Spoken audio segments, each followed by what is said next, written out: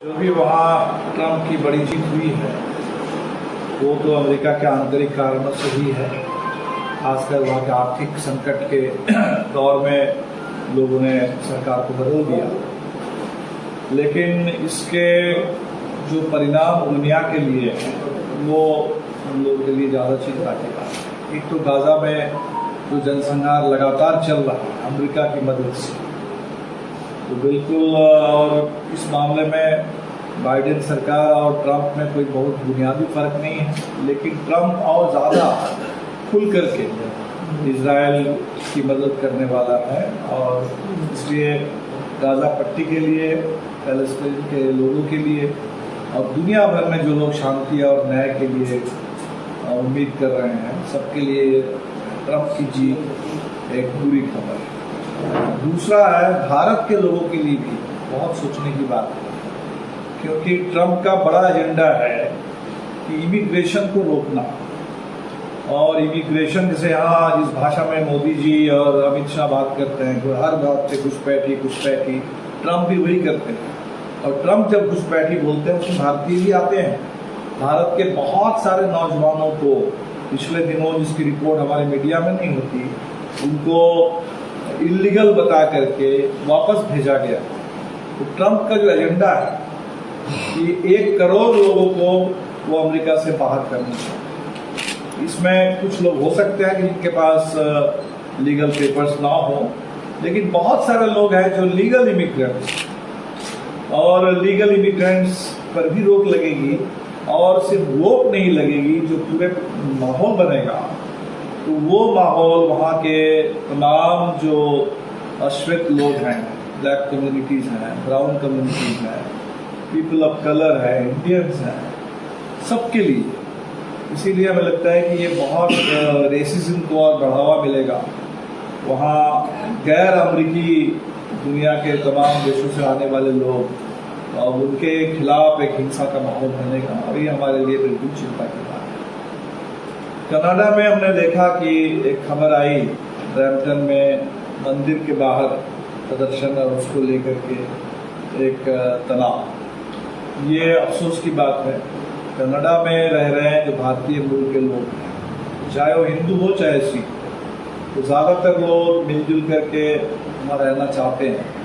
वो आपस में उनका कोई तनाव नहीं, लेकिन ये राजनीतिक वजह से अगर ऐसा हो रहा है, मंदिर के बाहर या गुरुद्वारे के बाहर अगर इसी तरह का प्रदर्शन होने लगेगा, तो लगेगा कि भारत के अंदर जो स्थिति बनी हुई है वही स्थिति अब कनाडा के अंदर अगर हो जाए तो दुनिया भर में भारत की पहचान भी बहुत खराब बनेगी कि हमेशा जहाँ भी लोग जाते हैं वहीं सांप्रदायिक तनाव है, वहीं हिंसा है। और उम्मीद करते हैं कि कनाडा की सरकार ठीक से इस स्थिति को संभाल लेगी और कनाडा में रह रहे भारतीय मूल के सभी लोग, चाहे वो किसी भी धर्म से हो, तो सब मिलजुल करके वहाँ रहेंगे और इस तरीके के घटनाओं पर काबू पाएंगे। जहाँ तक चुनाव की बात है तो हमारे सामने 2 राज्य में चुनाव है और कई राज्य में बहुत सारे उपचुनाव। तो बिहार के जो 4 सीटें खाली हुई है, चारों में इंडिया गठबंधन है। तरारी से हमारे उम्मीदवार हैं और रामगढ़, इमामगंज और बेलागंज से राष्ट्रीय जनता दल के उम्मीदवार हैं। ये चारों उम्मीदवार के समर्थन में हमारे साथ काम कर रहे हैं और कल से तरारी में मेरा भी प्रचार शुरू, और शायद 11 तारीख को तेजस्वी जी और मुकेश साहनी के साथ मिलकर के कुछ साझे प्रचार को कार्य कर रहे हैं। पश्चिम बंगाल में भी 6 सीटों पर चुनाव है और बंगाल में भी 1 सीट नैहाटी, वहाँ हमारे उम्मीदवार हैं। और एक नई बात जो बंगाल में इस बार हुई है चुनाव में कि पहली मर्तबा CPIM ने और CPIM के साथ जो उनके सहयोगी वाम दल, उन दलों ने भाकपा माले को समर्थन दिया है। इस हिसाब से वहाँ तृणमूल कांग्रेस और बीजेपी तो है ही, लेकिन एक मजबूत तीसरे खेमे के रूप में एकताबद्ध वामपंथी खेमा इस बार है चुनाव में।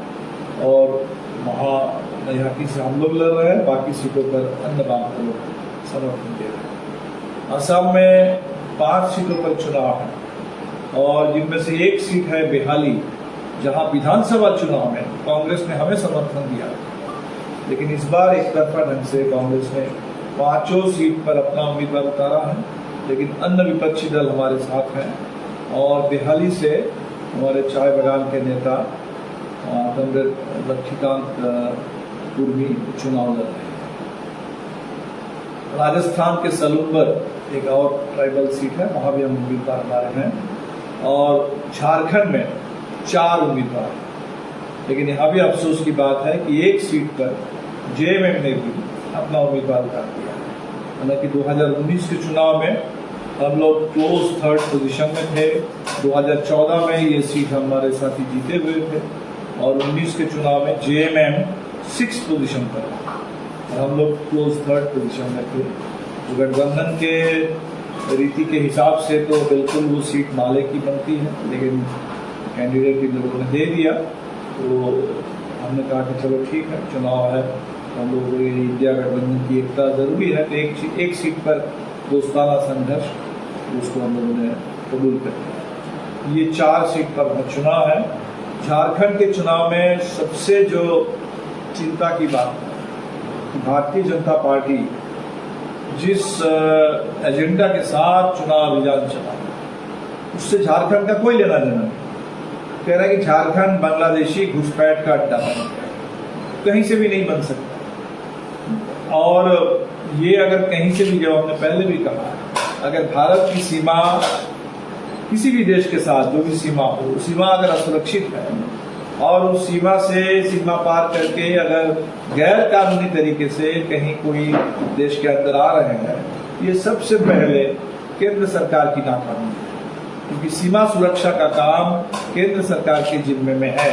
Border security force Amit Shah के मार्फत काम करती है, और इसलिए अपनी नाकामी पर पर्दा डालते हुए उसका कोई सफाई ना दे करके पूरे देश में ये अनुप्रवेशकारी घुसपैठी ये बोल करके जो माहौल बनाना चाहते हैं, वो दरअसल पूरे झारखंड में आदिवासी और मुस्लिम समुदाय के बीच में, हिंदू और मुस्लिम के बीच में, आदिवासियों में हिंदू और ईसाइयों के बीच में एक ऐसी नफरत का, हिंसा का, एक अविश्वास का माहौल पैदा करना चाहते हैं, जिसमें झारखंड के सारे असली मुद्दे दर्ज। झारखंड का असली मुद्दा है पलायन, लोगों को रोजगार चाहिए, और झारखंड जो औद्योगिक विकास का, पब्लिक सेक्टर का बड़ा सेंटर था, उसको आज पूरे अदानी खंड में तब्दील किया जा रहा है, लूट खंड में तब्दील किया जा रहा है। अदानी त्रिकोण को पूरा किया जाएगा अगर झारखंड बीजेपी के हाथ में चला जाएगा, तो छत्तीसगढ़, उड़ीसा और झारखंड मिला करके वो अदानी त्रिकोण बनेगा। तो असली मुद्दा तो कॉर्पोरेट लूट है, और उस पर पर्दा डालने के लिए ये घुसपैठ का हौला खड़ा किया जा रहा है, जो झारखंड के लिए बहुत चिंता की बात है। लेकिन हमें पूरा भरोसा है कि झारखंड के लोग इस झांसे में नहीं आएंगे, और विधानसभा लोकसभा चुनाव में 5 सीटों पर, आदिवासी सीटों पर वहाँ एनडीए गठबंधन की हार हुई थी, इंडिया की जीत हुई थी। लेकिन इस बार हमें उम्मीद है कि निर्णायक बहुमत इंडिया गठबंधन को मिलेगा।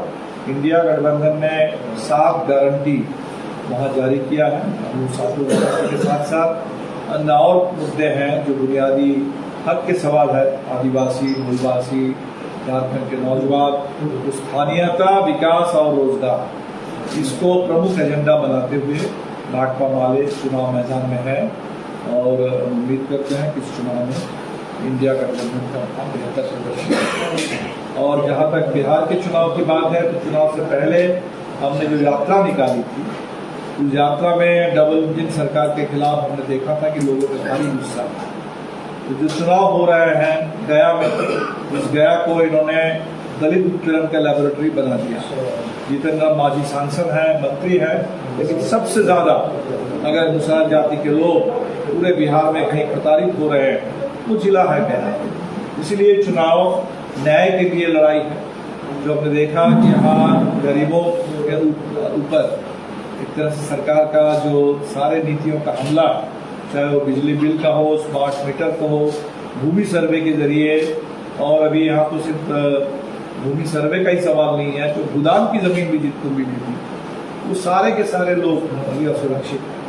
तो भूमि को केंद्र करके जो असुरक्षा पूरे बिहार में फैल चुकी है, अराजकता जो फैल रही है, इस असुरक्षा और अराजकता के खिलाफ, स्मार्ट मीटर की तबाही के खिलाफ, गरीबों से जो वादा खिलाफी नीतीश जी ने किया है, खासकर 2 लाख रुपए देने की जो बात थी 95 लाख परिवारों को नहीं दिया गया। पक्का मकान देने की बात थी 2022 तक नहीं दिया गया। 5 डिसमिल जमीन देने की बात थी, बिल्कुल अभी तक नहीं मिली। ये जो वादा खिलाफी है इसके खिलाफ और अपराध जिस तरह से बढ़ रहा है बिहार में, इसके खिलाफ लोगों को एक तरह से जब 4 सीट पर चुनाव है, मुझे लगता है कि एक मिनी एक तरह का चुनाव का राउंड है।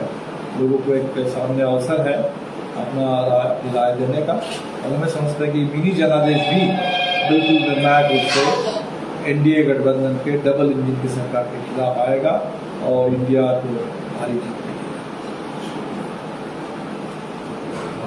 झारखंड में दोस्ताना क्यों चल रहा है? झारखंड में दोस्ताना संघर्ष क्यों? तो हमने कह दिया, इसका जवाब तो जेएमएम वाले दे सकते हैं कि हम जहाँ लड़ रहे हैं वो सीट तो क्लेम हमारा ही था, लेकिन जेएमएम ने डायरेक्ट दे दिया। अब चुनाव है इसलिए इस समय और ज़्यादा हम बात नहीं करेंगे। जहाँ भी कंप्लीट एग्रीमेंट नहीं हुआ है, शायद राष्ट्रीय जनता दल और कांग्रेस के बीच में भी 1-2 सीट में कंप्लीट एग्रीमेंट नहीं है। ये अफसोस की बात है, लेकिन चुनाव है। अभी इस समय चुनाव के बाद इसके अंदर समीक्षा करेंगे। अभी तो चुनाव पूरी एकता के साथ चलेगा। Do you think that whatever happened in Jharkhand is against coalition dharma? Obviously, one expects, but out of 81 in 3 seats, so it's if you go by statistics, statistically overwhelming majority of seats, more than 90%, more than 95% seats we are complete agreement. So it's only some residual few seats where we couldn't arrive at complete agreement. So it is unfortunate. It's unfortunate.